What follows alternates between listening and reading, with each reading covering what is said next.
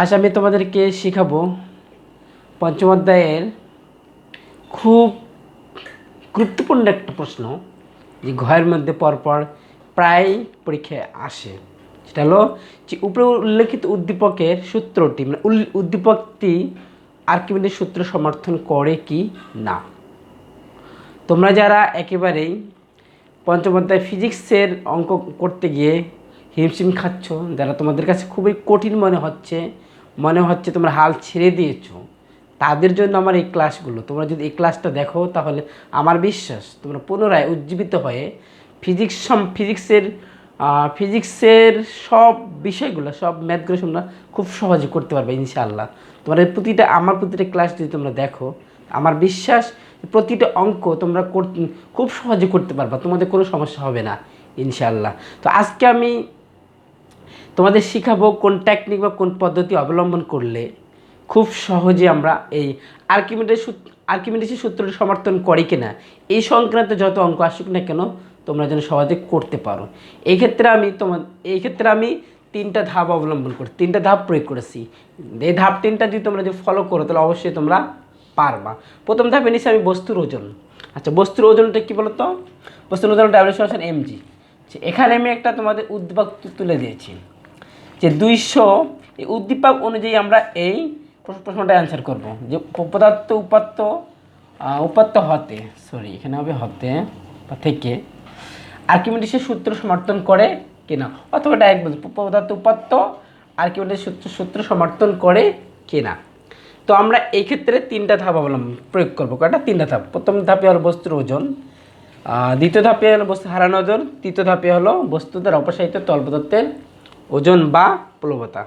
বস্তু দ্বারা অপসারিত তরল পদার্থের ওজন বা প্লবতা। শেষে আসবো আমরা সিদ্ধান্ত। শেষে কী বলতো? সিদ্ধান্ত। এই তিনটা ধাপ যদি আমরা ফলো করি, আমাদের 100% যেভাবে অঙ্ক থাক না কেন আমরা করতে পারবো। প্রথমে আমি বস্তুর ওজন ধরছি W, বস্তুর হারানো ওজন ধরছি W1, তারপর বস্তুর পানিতে ওজন ধরবো আমি W2। আচ্ছা, এখন আমরা শুরু করা যাক আমাদের অঙ্কটা। আচ্ছা, এখানে কি বলছে? বস্তুর ভর। আচ্ছা, আমরা তাহলে এখানে কি লাগবে? M এবং G। তো এখানে বস্তুর ভর কত? এখানে দেখো, এখান থেকে নেব বস্তুর ভর। এখানে কি আছে? বস্তুর ভর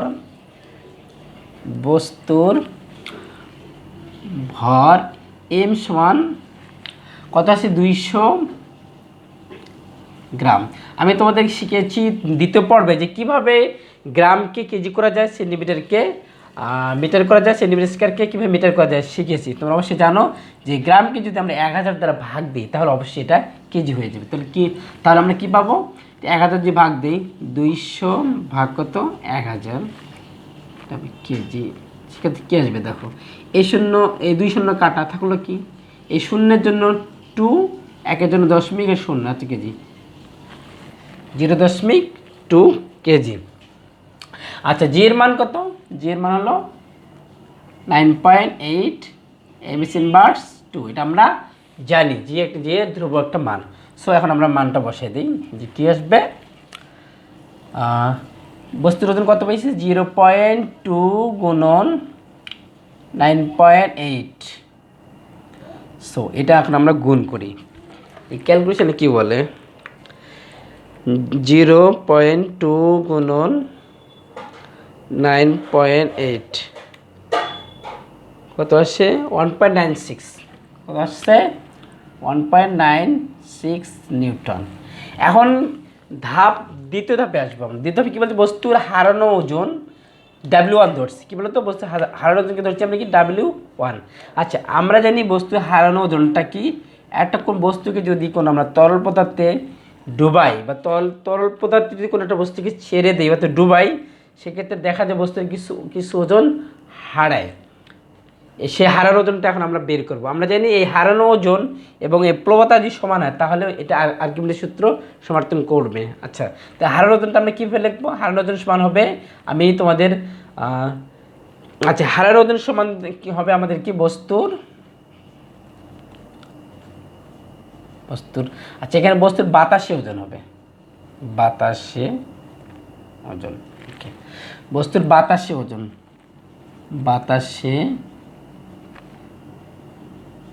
ওজন বিয়োগ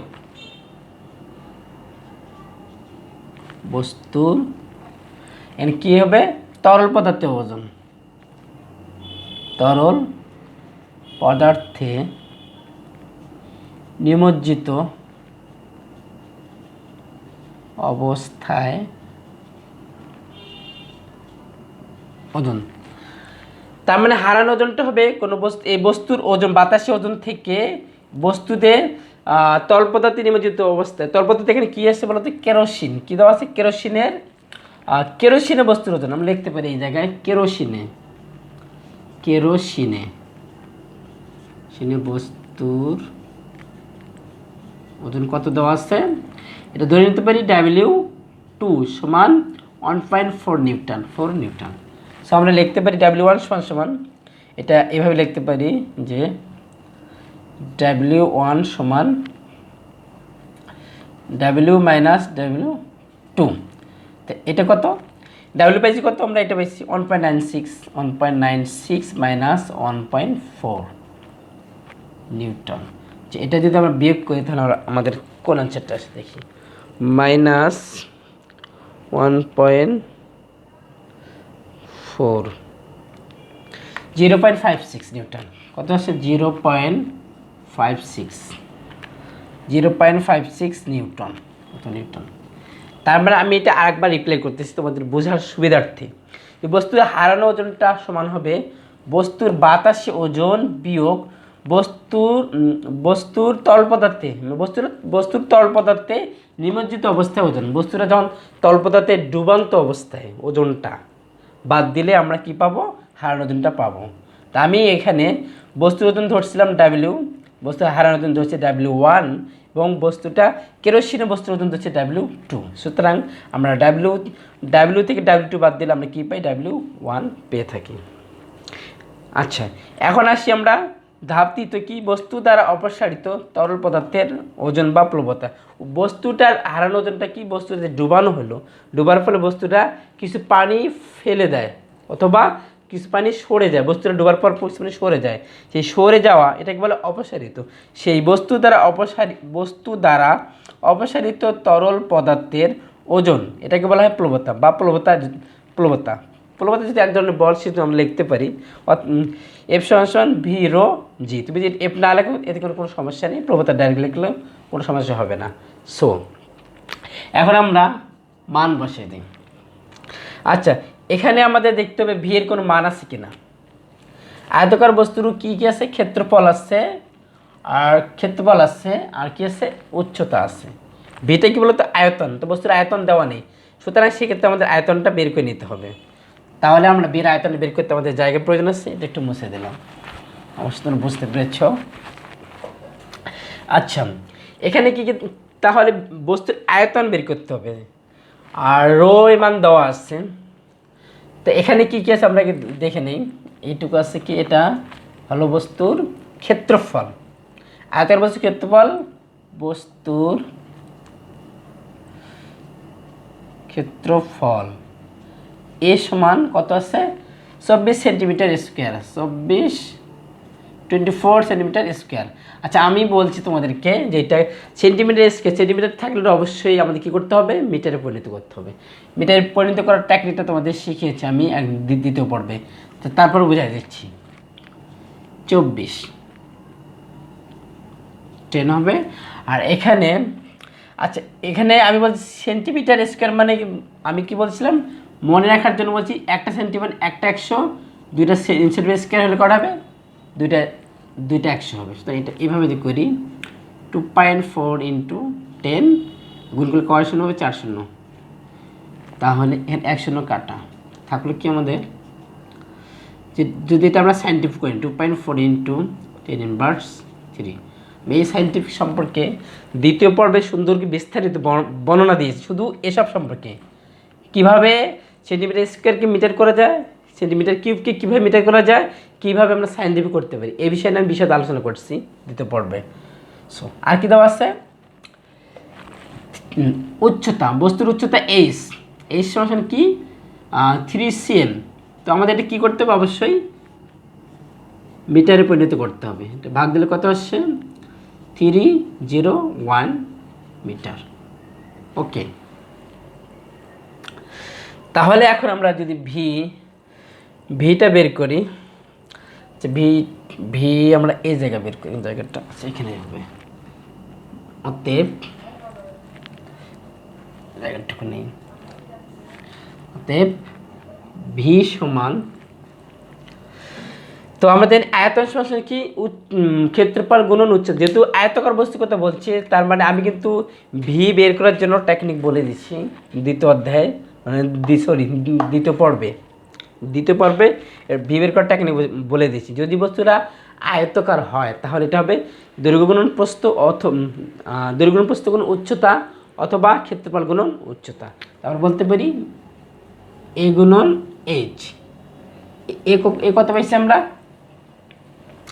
এ পাইলাম কত ওখানে 2.4 ইন্টু 10⁻³ গুণন 0.03 মিটার। এটাকে যদি আমরা গুণ করি, আচ্ছা কি আসে এটা 2.4 গুণন পি মাইনাস 3 গুণন 0.03, তাহলে আমাদের কি আসলো 7.2 ইন্টু 10⁻5 এম কিউ। বি কত পেলাম? 7.2 ইন্টু 10⁻5। সো আর রো এর মান কত দেওয়া আছে, এখানে রোটা লিখে দিই, বস্তু ঘনত্ব রো সমান সমান কত ছিল, কেরোসিনের ঘনত্ব ছিল 800 KG M⁻3, 800 KG M⁻3 rho,